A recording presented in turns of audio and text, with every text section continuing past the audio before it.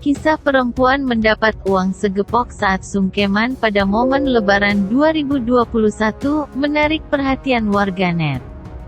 Setelah sungkeman dengan sang ibu, perempuan itu terkejut diberi uang segepok. Ia pun akhirnya memilih untuk tidak menerima semua uang tersebut. Kisah yang diunggah akun TikTok @wuhani, Sabtu, tanggal 15 Mei tahun 2021 ini telah ditonton 2,8 juta kali. Pengunggah tak mengambil semua uang pemberian ibunya karena sudah bekerja.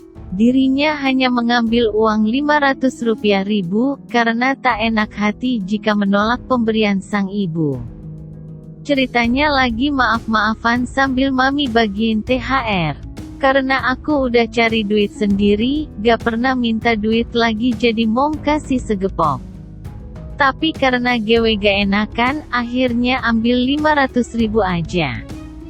Perempuan yang mendapat uang segepok itu bernama Wendeling, 18, asal Palu, Sulawesi Tengah. Saat dihubungi, ia membenarkan menerima tunjangan hari raya (THR) dari sang ibu berupa segepok uang. Kamis, tanggal 13 Mei tahun 2021. Iya, jadi saat Lebaran saat salaman sama orang tua sambil dibagikan THR, ujarnya kepada tribunnews.com, Selasa, tanggal 18 Mei tahun 2021.